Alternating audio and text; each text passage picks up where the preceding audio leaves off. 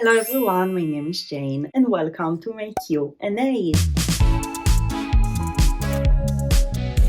I just hit 500 subscribers, which is crazy. Like, honestly, I can't believe it. 500 people is a lot, and I just want to thank you all for all the amazing support that you are giving me. All this support just makes me want to keep making more videos and more creative content, and it means so much to me. And I really wanted to make something special and a little bit different for these 500 subscribers. And I thought about doing a Q&A video because I never done it on my channel before, and it's fun to answer questions and just to talk with you. So basically, I just asked on Twitter for a few questions, and I got some amazing questions, like so much interesting questions that I'm really excited to answer. I think it's going to be really fun. And let's start with the first questions that I got from Charlotte, from Clumsy Charlotte, my booktube bestie. She asked a few questions, and the first one is, what made you start your channel? I think this question is so interesting, and honestly, I wanted to start a booktube channel for already a lot of years. It was something that I was thinking about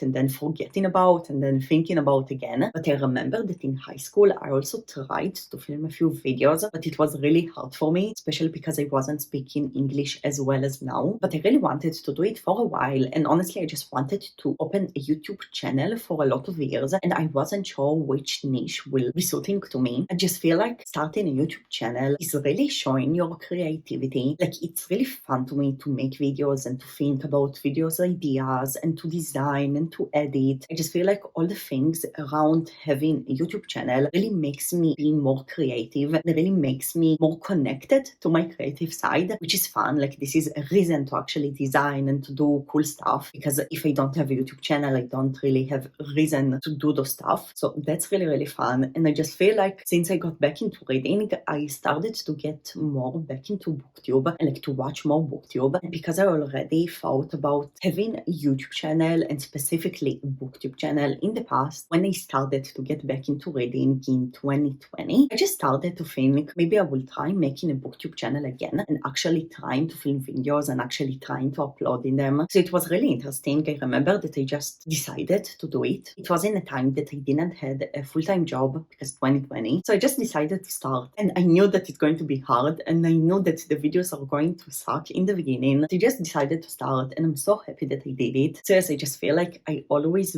wanted to do it. And when I got back into reading, because I wasn't working and I had a lot of time, I really wanted to make something with my free time. And yes, I'm just so happy that I decided to start it, because look at me, 1 year later, I have 500 subscribers, which is crazy. But yes, I'm just so happy that I started this channel. Now, the second question is, you like K-pop? Which are your favorite groups, and also do you have any favorite songs? So yes, I love K-pop. I feel that my two guilty pleasures are books and K-pop. I really love K-pop. I started to get into K-pop, I think 5 years ago, 6 years ago, something like this. I really love K-pop. I feel like especially in the past few years, I really love especially girl groups. I really loved boy groups when I got into K-pop. I don't know why now I enjoy them less. Maybe I just enjoy the dances of girl groups more, but I really love girl groups, and I have a lot of favorite girl groups. Blackpink and BTS are the two groups that got me into K-pop, so obviously I love them so much. But except it, I also really love Twice, ITZY, Red Velvet, Everglow, Dreamcatcher, Kepler. I really love them. And about favorite songs, I do feel like I just love the most new songs usually. Like, I listen to a lot of new songs on repeat until there is new songs to listen to instead of them. But I feel like one of my most favorite songs that were released in the past few years is Not Shy by ITZY. I really love this song. I don't know why, like, I just really love this song. The dance is also really amazing because ITZY are such amazing dancers. Like, they are so good. This is definitely a song that I love until today. But like, from recent songs that I really love, I love Wadada by Kepler. Kepler just debuted, and this is their debut song. I love them so much. I watched the survival show of Kepler, so I just really love this song and the whole concept. So this is like one of my favorite songs recently. But yes, I just really love K-pop. Definitely a guilty pleasure, and it's just so fun to listen to K-pop and to see all the dances. K-pop is so good. And the last question of Charlotte is there any video that you have dreamed of doing? Now, this is a really interesting question. The only thing that comes into my mind is actually a reading vlog series that I was planning to do on my channel. I talked about it a little bit in my 2022 reading goals, because one of my goals this year is to go back more to making reading vlogs. It's more harder for me to make reading vlogs. I usually film once a week, so it's harder for me to film more than once a week because I'm working full time until I getting back home in the evening. I'm already so tired, but I was planning doing reading vlog series on my channel. This reading vlog series was supposed to be some kind of a TBR game that I created. Not something complicated, just 3 different jars in 3 different categories. And my idea was to read 3 books in every reading vlog and basically take a prompt from the jar and pick the book at the spot. So like, for example, getting a prompt, reading the book that I picked, and after this I will take the second prompt only when I finish the first book. So it will be like a reading vlog that I don't know what I'm going to read in a few days. The idea was just to do it as I go because I'm a mood reader, so I thought it will be more suitable for me like this. And I tried to film it a lot of times. Like, honestly, I tried to film it I think 5 times, something like this. And it's always so hard for me to pick the book that I'm going to read. And a lot of time I picked books and then I didn't want to read them anymore. But I really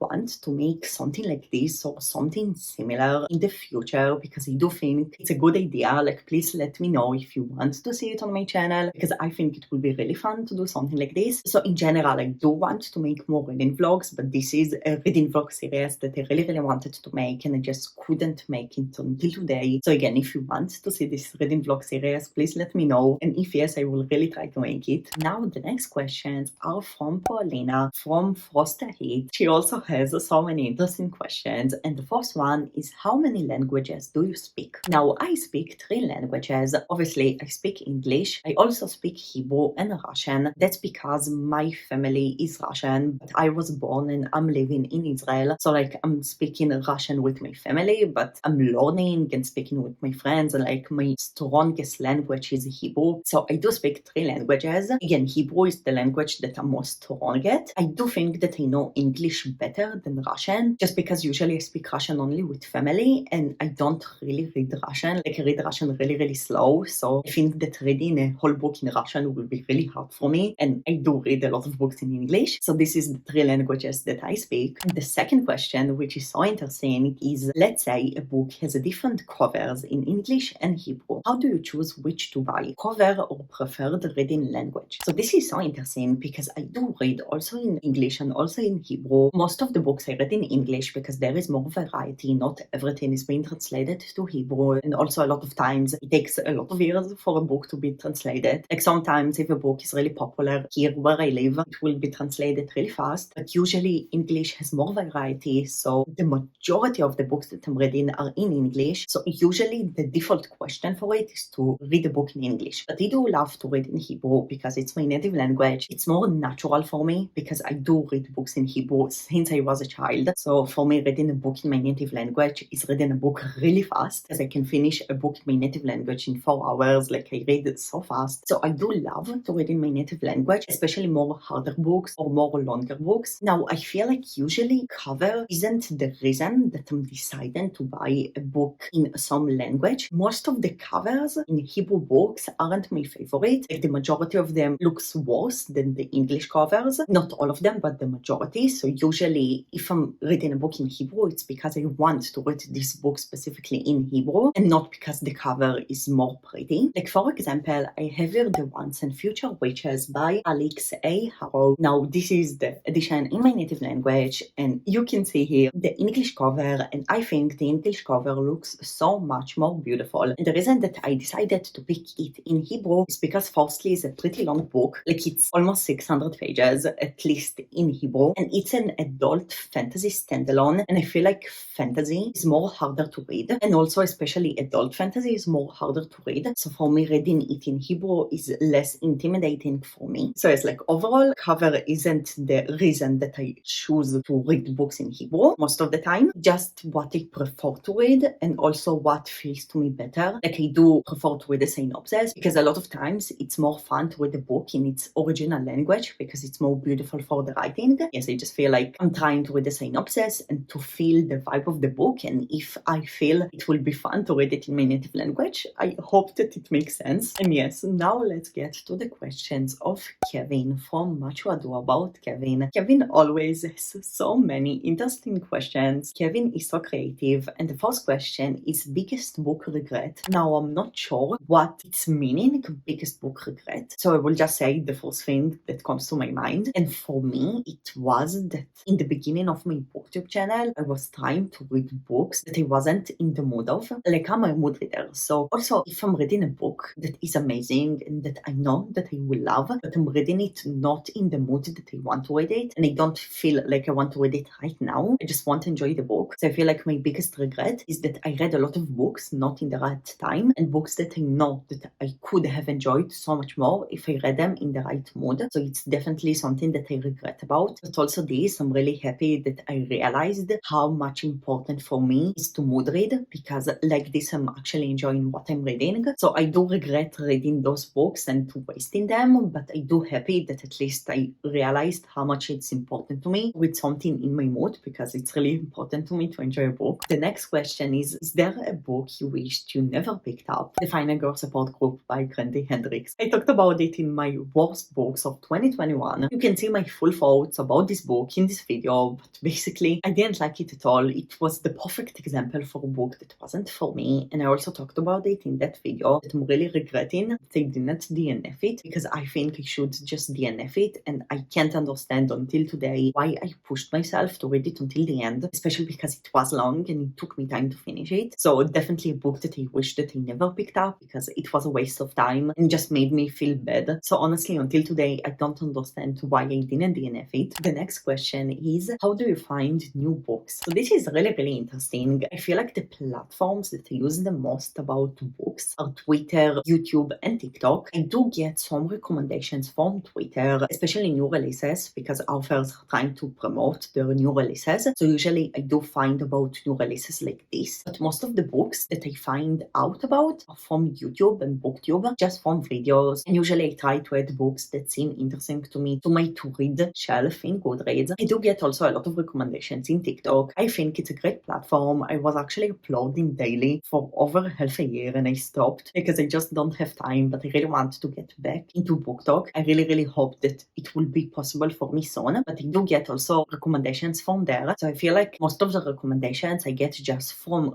watching videos, especially watching videos of friends, especially friends that have a similar reading taste to. But sometimes I also get recommendations from Goodreads. Sometimes I also get recommendations from Discord servers. For example, if there is a readathon, a lot of recommendations for specific prompts I can get from the Discord, which is also fun. So I just get everything online, like watching videos, talking with friends, all of those stuff. Sometimes I go to a bookstore and I see a book that sounds really interesting to me and I never heard anyone talk about it in the past. So that also happening sometimes, but yes, the majority are just books that I get from watching YouTube videos. Sometimes I'm also searching for something specific, so it's also from watching videos. So this is usually or YouTube or TikTok. The next question of Kevin is, when you unhaul a book, would you save a 1-star book because the cover is amazing? Yes, I did it. I have a book that I DNF'd. I actually DNF'd. I couldn't finish reading it because it was so boring. The cover is so gorgeous and I just can't let myself unhaul it, at least not now. It's so pretty. I don't want to take it off my shelf, although I didn't even finish reading it. Wilder Girls by Roger Power. Like, this cover is so gorgeous. I really love those horror covers where something happens to the face of the person, and honestly I really regret that I didn't bought it in hardcover, because I really want this cover in hardcover because it's so pretty. And although I DNF'd it, until today I debate to get the book in hardcover and I can't let myself do it because it's actually a book that I DNF'd and didn't love. So like, why would I get it again in a different edition if I didn't love it? But the cover is so pretty, so like I definitely can unhaul it, at least not now. So this is like the perfect example for this question. And the last question of Kevin is, what is your favorite bookish thing that isn't a book? The only thing that comes to my mind is bookmarks. Like, I got really into bookmarks this year. I always loved bookmarks, but usually I was just using some kind of paper or receipt or just something to put in my book. But in the past year, I really tried to buy some bookmarks and like to actually have some beautiful bookmarks. And now it's so fun to me to start a new book and also pick a bookmark. Like, I feel that I'm also picking a book and also picking a bookmark that has the vibe of the book, if you get what I'm saying. And I actually want to show you a few of my favorite bookmarks because I really love them, and I also got a few new favorite ones. So this is a good chance to show you them. One of my favorite ones is this bat bookmark. Like, this is